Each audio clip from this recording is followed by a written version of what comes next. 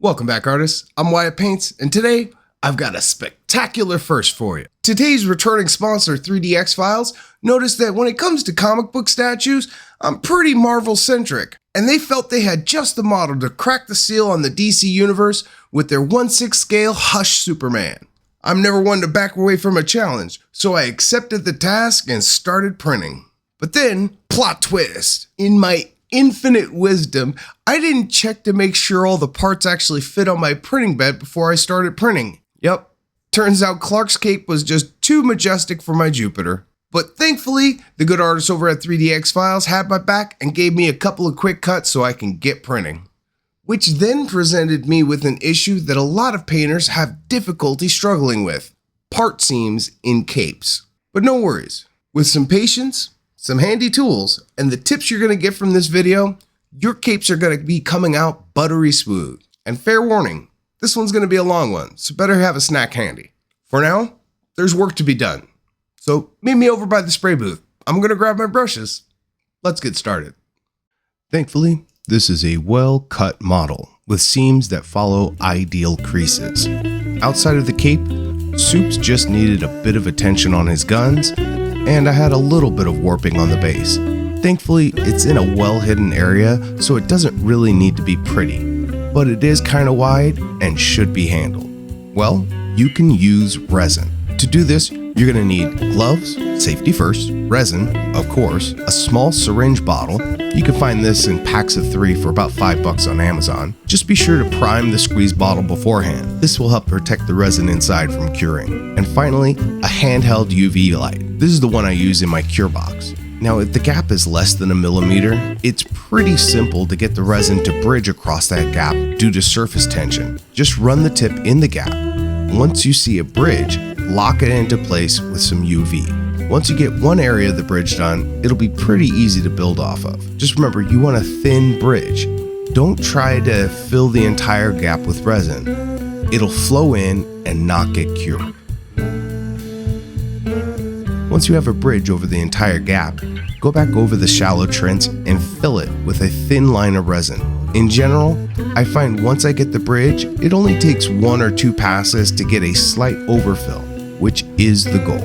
Now here I have a gap that's almost 1 centimeter wide, definitely too large to bridge. In this case, I pick a side and angle the part so that side is the floor. Then I lay down a thin bead along the seam and cure it. As I repeat this a few more times, it'll slowly build up that side and narrow the gap. Once it gets pretty close, I flip it over and start doing it on the reverse side.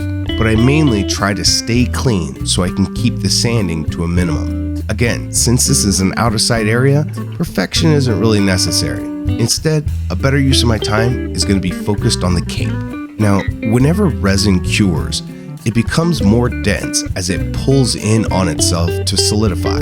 This will lead to some amount of minor warping. Now, on big chunky pieces, this really won't be noticeable, but on thin pieces like this, it will be much more apparent. This is why I handle the cape seams after I wash and dry the part, but before I do the final curing. If you do the final curing, you run the risk of the parts warping even further and making your job harder.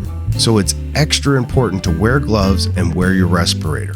Also, be prepared to deal with the dust that comes with sanding resin. You may think about wet sanding. First thing to do is designate each side of the cape. There's the fancy side that needs to be as close to perfect as you can manage, and the business side that will be mostly hidden by the body. This business side is where I want all my glue to go. I first gave the cape a once over, taking care of any layer shifts that may have happened and any support marks. You want to do this now, when the other sections of the cape won't be in your way.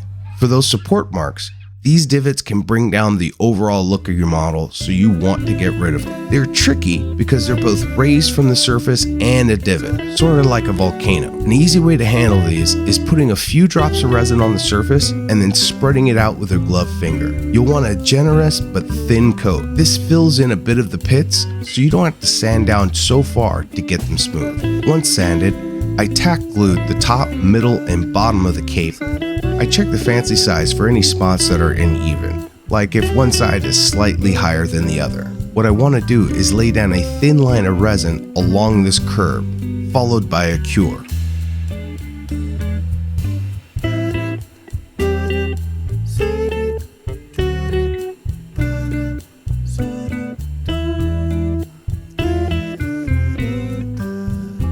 like starting with 200 grit with resin because the material is a lot softer than PVC or other plastic casts you might have already been used to, and 200 grit sands down pretty fast without leaving deep gouges that you'll have to buff out later. Just like filling in with the resin, take this in sections as you work your way across the cape carefully to not miss any spots. What we're looking for is an even scuffiness across the surface and no dust collecting in the hard edges. And if you slightly overfilled the gaps in the previous step, this will be pretty straightforward and painless. If you notice you didn't overfill a spot, go back and do it. It's a lot easier to sand down and overfill than it is avoid. I then repeated this on the business side, but again, with less need for perfection, as I didn't want to risk cracking the seam from too much pressure. Once everything was looking good, I was ready to start painting the base. Since Supes is mostly strong primary colors, I won't have to try hard to keep him the focus. To start me off, hardened carapace. And guess who showed up? Our old friend Bristly. Brushing here is just great for stippling on a very rough base. I'm looking to get around 70 to 80% coverage. When you're painting a natural surface like stone, getting complete coverage can be very counterproductive. So resist the urge to cover all the primer and just trust the process.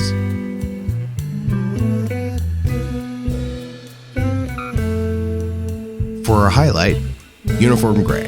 Again, another stipple, this time looking for about 50% patchy coverage. Now, because this is a lighter color, you might be faced with the problem of an obvious repeating pattern. This is just your brain separating the lighter gray from the background. But if you're concerned about it, be sure to rotate your brush and the piece. It'll add some variation to the stipple. And if all else fails, giving it a second pass with a lighter touch will help feather out most of the edges and make it all look a bit more cohesive.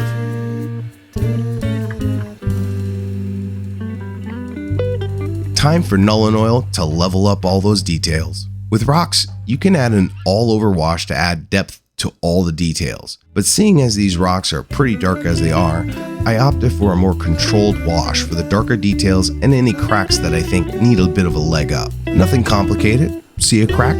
Paint a crack. Also, be sure to put a line on all the straight edges. When you use a chaotic stipple for a stone texture, the form of the masonry can get lost. This is a step that'll pull in the reins on that stipple and turn this hot mess into more of a thought out rock texture. And once more of the details get painted, this texture will start paying dividends.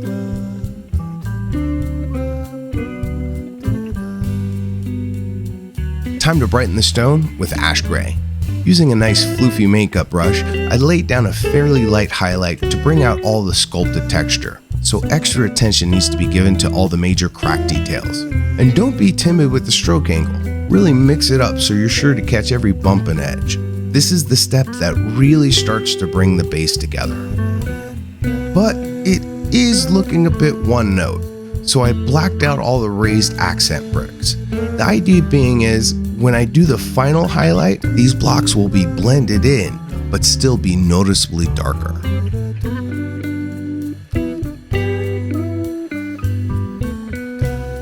Now as a final highlight over everything, spaceship exterior. This needs to be the lightest dry brush you can manage. You want this to just tickle the crispiest of edges. With the stone all painted, time to gild the inlay with greedy gold. It definitely helps to use a brush that fits in the space, like this. And I kinda lucked out and got bumper rails to keep the gold in line. I'm looking for about 90% coverage here. The tiny bits of black showing through will just add a bit of more of an aged look. Just make sure you don't miss these little guys on the side. Now to add a bit of age with oxide. Even though this stuff is very thin, it is very powerful. So a less is more approach is necessary. Just a tiny little dot and then move on. I focused this along the bottom edge as water would catch here and kickstart this process. While the verdigris dries, I hopped over to the angels, and I wanted these to match the accent blocks on the base, so I started from black and jumped straight to spaceship for a dry brush.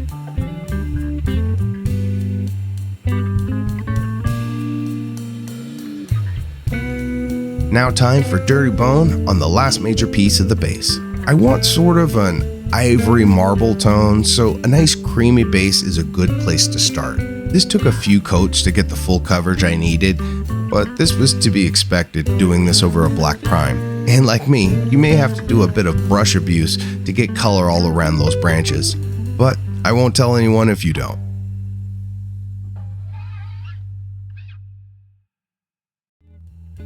Time to shade with a bit of light tone. As with most shades, this is to bring out the surface details, like the fluting and all the cracks. So those got plenty of attention first. This will look all a bit slapdash, but I want to hit these details first and let it dry, then come back with an all-over wash. This way, all the important details get a double dose, while everything else gets a nice patina. Once dry, I had a well-worn column that needed a cleanup. So I switched back to the dirty bone for a dry brush pass to knock down and even out all those shadows, while re-establishing the main tone. Using a big floofy brush like this makes it a bit easier to keep this consistent over the entire piece. Next up, foggy gray. I'm aiming to brighten up the column a bit without shifting that nice creamy color it has. So I kept this very light, giving extra attention to the raised fluting and the top surface where Clark's foot connects. To handle the roots, oak brown. Roots are made of trees, and trees are made of wood. So it just makes sense to keep it simple and use oak. Just paint clean and stay within the lines.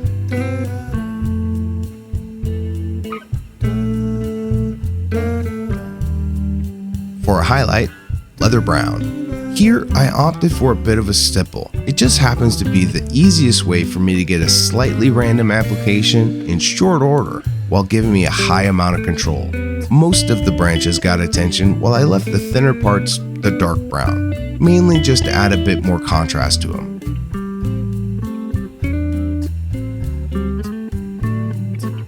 As a final highlight, dead flesh.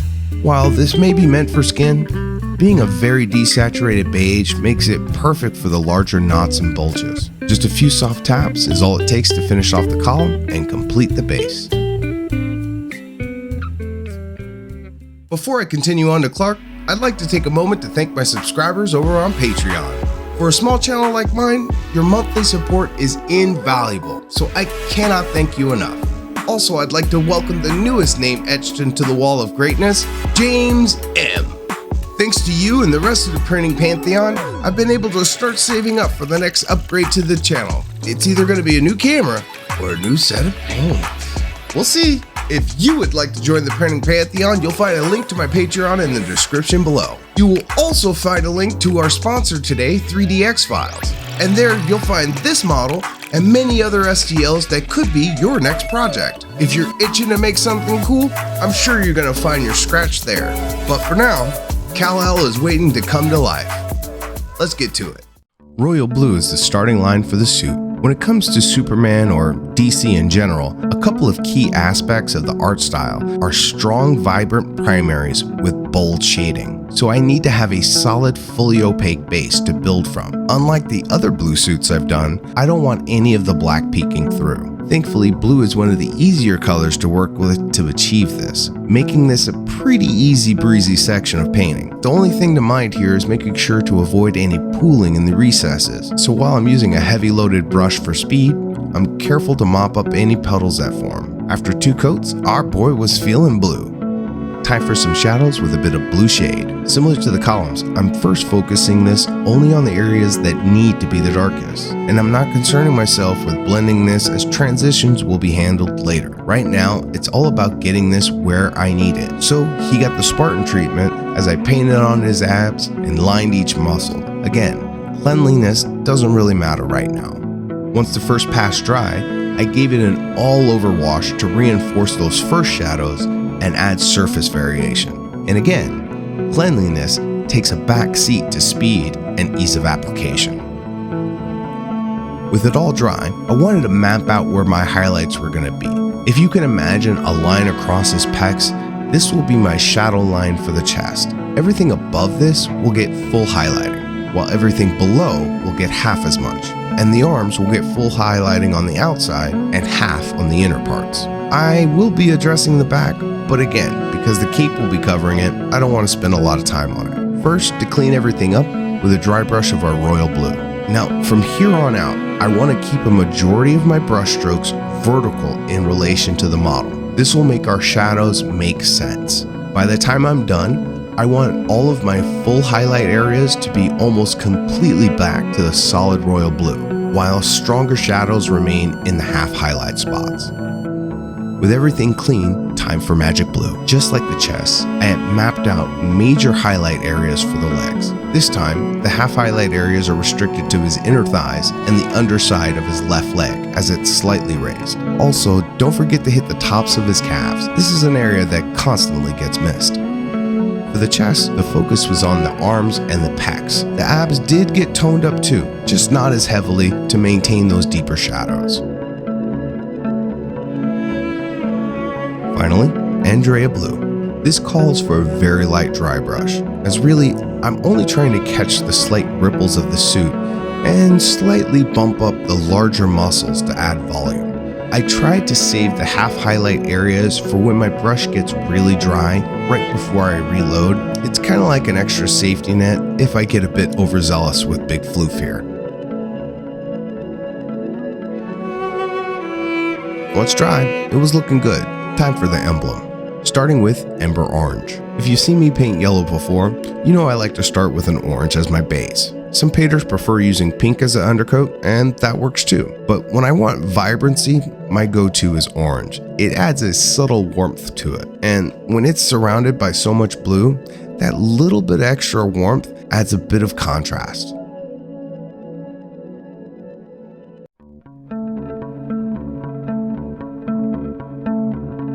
Cygnus is going to finish off the yellow.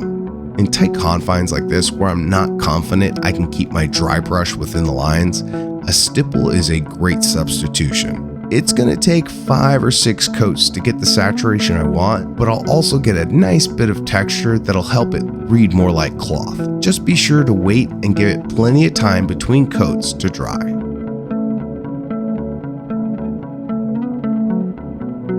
For the S, some terracotta red. Sorry, it's not an S. Whatever, Clark. Well, I did say Superman and DC in general sticks to vibrant primaries. I took a slight detour here for a bit of drama. I plan on using this for all the red parts for cohesiveness, so I needed a red that could handle the moodier shadows that I want in the cape. But I'll go over that later. Here, it's all about getting clean edges for a crisp look. Next, I repeated the Ember Orange to Cygnus Yellow treatment for his belt.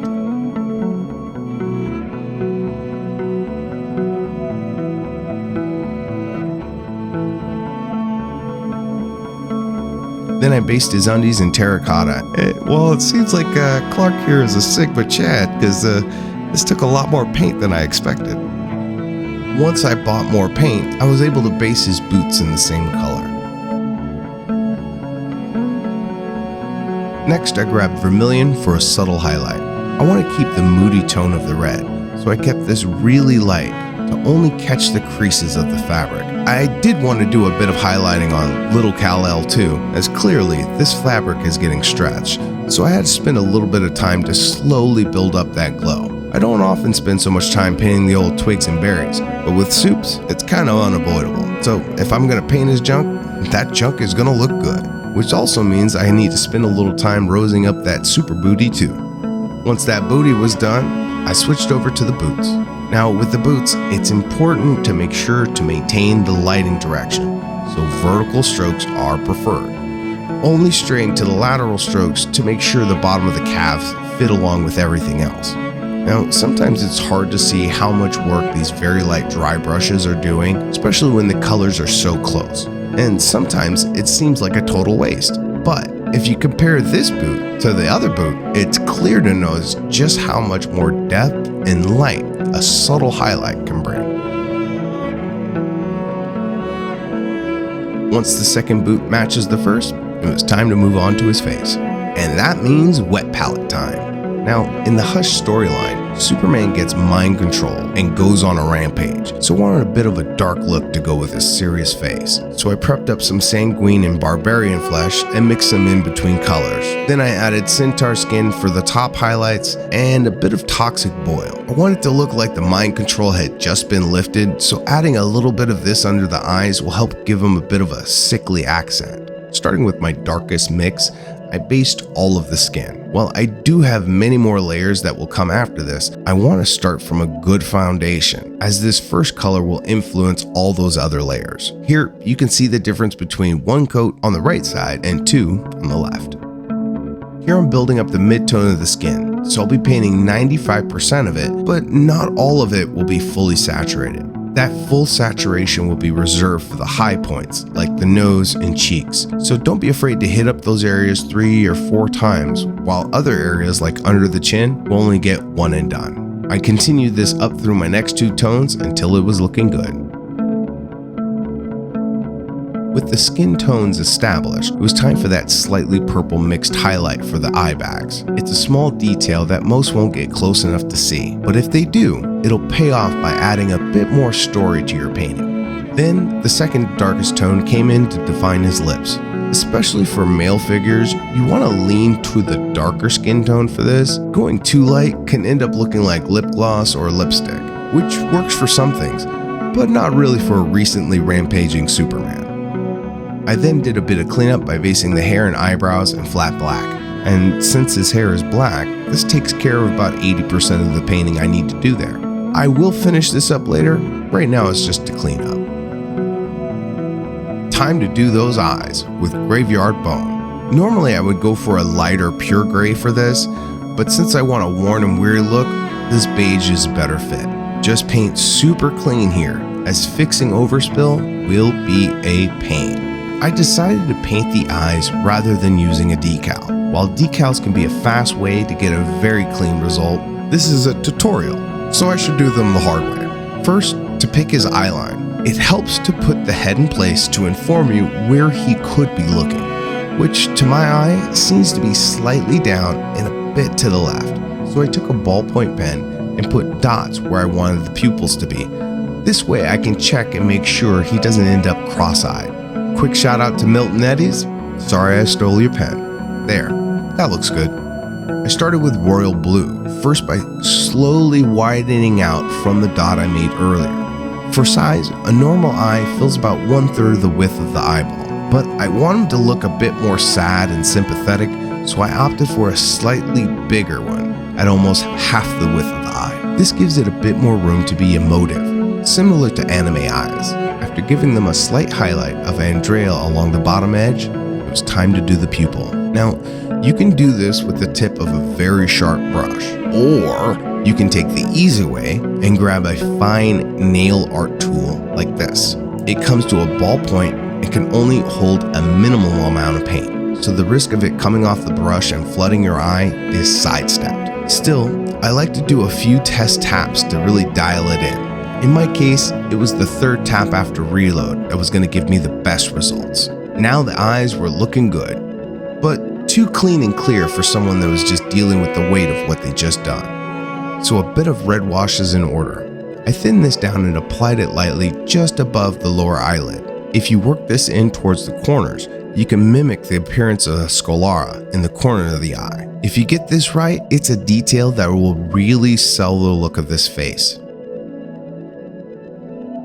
For the top lid, I used a touch of Nuln Oil. Don't go too heavy with this though, as it can quickly lead to looking like Clark is wearing mascara. With the eyes looking great, I felt the face needed a step up as well, so I went back in with a light tone to beef up some of those shadows.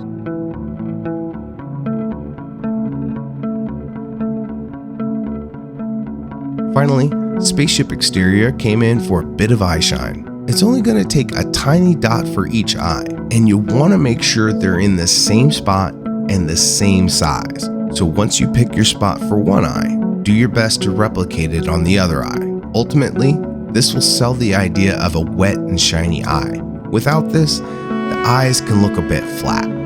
With the reflections done, time to add some reflections on his hair, using a trio of grays.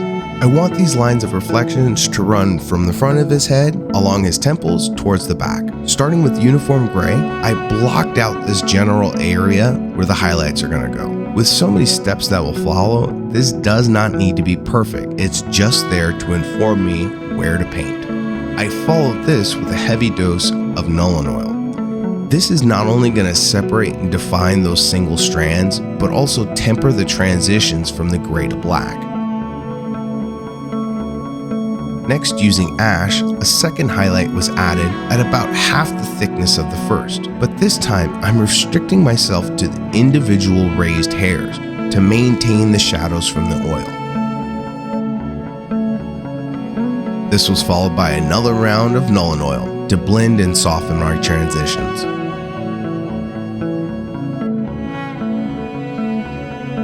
Then I came back with Spaceship Exterior for the last pop highlights, followed by yet another oil wash.